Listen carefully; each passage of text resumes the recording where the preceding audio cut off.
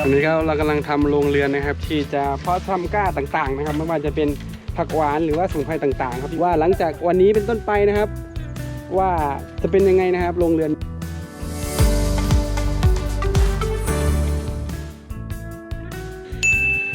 นี่ก็จะเป็น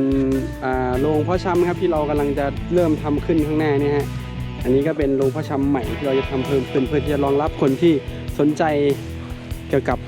กิ่งพันธุ์ต่างๆของสมุนไพรไม่ว่าจะเป็นผักหวานอื่นๆนะฮะนี่ก็จะเป็นโรงเรือนนะครับกว่า8 คูณ 12 เมตรก่อนนะครับเดี๋ยวทำโรงเรือนเสร็จแล้วก็จะขยายต่อไปนี่จะเป็นโรงเรือนนะครับอยู่ข้างหน้านะครับนี่เริ่มทำนี่คือเริ่มต้นไปนี้ครับเริ่มต้นครับ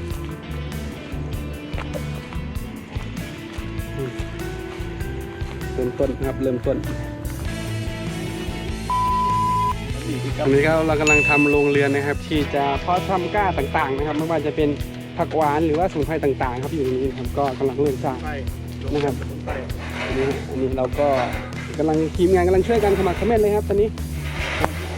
วันนี้ก็อากาศดีครับฝนไม่ตกครับปกติฝนตกครับทำอะไรไม่ได้เลยครับนี่ครับอันนี้คุณพ่อก็มาคุมงานเองครับคุมงานเองนะครับตอนนี้ก็ทำตรงนี้ก่อนครับสักพักเราก็จะขยายไปทางนู้นนะครับอันนี้คือจุดเริ่มต้นนะฮะอันนี้คือวันที่1 เดือน 10นะครับที่เราเริ่มต้นในการสร้างโรงเพาะชำนะครับเราดูว่าหลังจากวันนี้เป็นต้นไปนะครับว่าจะเป็นยังไงนะครับโรงเรือนนี้ฮะจะมีอะไรมาเปลี่ยนแปลงบ้างตรงนี้ก็จะเป็นทางเข้าครับตอนนั้นเราจะทำเป็นทางเข้าอีกทางนึงนะครับเป็นที่จอดรถข้างหน้าเนี่ยฮะตรงนี้ก็จะเป็นคนมาเยี่ยมชมงานนะครับข้างในสวนก็20 ไร่ตรงนี้นะฮะจะทำเป็นสวนสมุนไพรทั้งหมดนะครับพื้นที่หลักก็จะเป็นผักหวานป่านะครับที่ผมว่าใหญ่ที่สุดในประเทศไทยแล้วแหละที่ผมเคยไปดูมานะครับคือใหญ่มากแล้วก็ต้นอุดมสมบูรณ์นะครับไม่มีใครเคยเห็นมาก่อนนะฮะที่อื่นก็ผมเคยไปดูแต่ว่าบางต้นก็สวยแต่ว่าปริมาณค่อนข้างจะน้อยครับที่นี่ค่อนข้างจะเยอะมากๆนะครับเนี่ยเยอะที่สุดที่เราเคยเจอมานะครับก็เดี๋ยวเราทำทุกอย่างสมบูรณ์แบบก็จะเปิดให้ชมสวนแล้วก็จะมี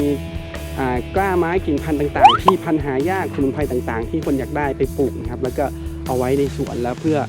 ใช้นะครับรักษาตัวเองไม่ต้องไปซื้อหยุกซื้อยานะครับเรากำลังวิเคราะห์และคิดค้นนะครับสมุนไพรต่างๆที่สามารถช่วยนะครับในเรื่องของอาการต่างๆหลายๆอย่างนะครับตรงนี้ผักหวานเราก็จะแปรรูปนะครับเป็นชาผักหวานเป็นสบู่ยาสีฟันแชมพูเราดูว่าจะเป็นไปยังไงนะฮะอันนี้เป็นการเริ่มต้นเนาะโอเคนะครับ